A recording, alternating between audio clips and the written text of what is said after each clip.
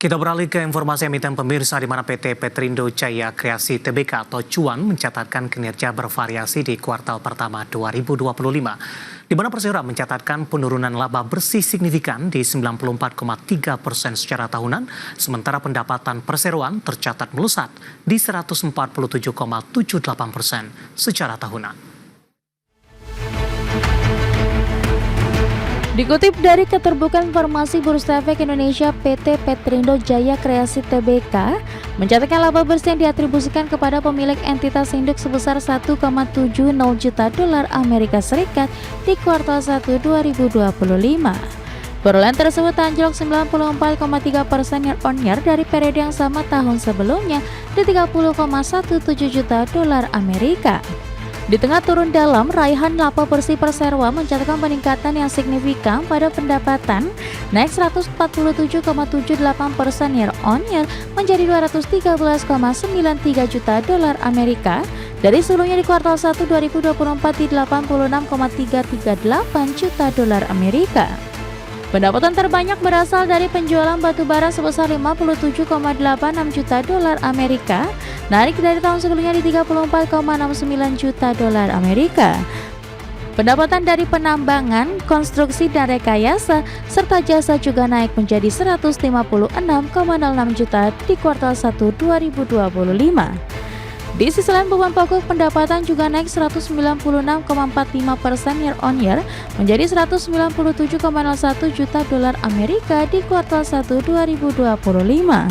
Laba bruto Perseroan turun 14,89% year-on-year menjadi 16,922 juta dolar Amerika. Beban usaha ikut tercatat naik seperti beban umum dan administrasi di 17,11 juta dolar Amerika dari sebelumnya 5,84 juta dolar Amerika. Beban pajak final naik menjadi 1,28 juta dolar Amerika dari sebelumnya 459.000 dolar Amerika. Sementara itu liabilitas Perseroan tercatat naik menjadi 1,37 miliar dolar Amerika dari akhir tahun lalu di 1,21 miliar dolar Amerika. Ekuitas naik tipis menjadi 565,98 juta dolar Amerika dari akhir 2024 di 565,89 juta dolar Amerika. Total aset naik menjadi 1,94 juta dolar Amerika dari 1,77 juta dolar Amerika di akhir 2024. Berbagai sumber, IDX Channel.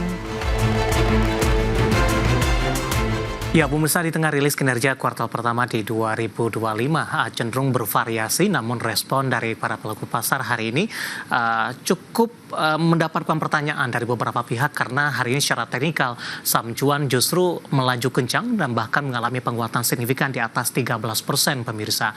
Langsung saja kita ke grafis yang pertama, kita akan coba lihat seperti apa pergerakan saham Cuan di sepanjang perdagangan hari ini. Dapat Anda saksikan grafis di layar televisi Anda pemirsa. Ditutup di perdagangan hari sebelumnya di 7.775, dibuka flat pada pagi tadi. Bahkan pasca pembukaan sempat bergerak di zona merah di level 7.700 dan merupakan intraday terendah di sepanjang perdagangan hari ini. Kemudian posisi saham Cuan melesat hingga ke 8.725. Penutupan penguatan mulai terbatas di 8.375. Pembukaan sesi kedua menguat ke 8.475. Saya akan sampaikan update-nya saat ini. Saham Cuan masih melaju kencang. Sudah berada di level 8.675, menguat di 11,58%.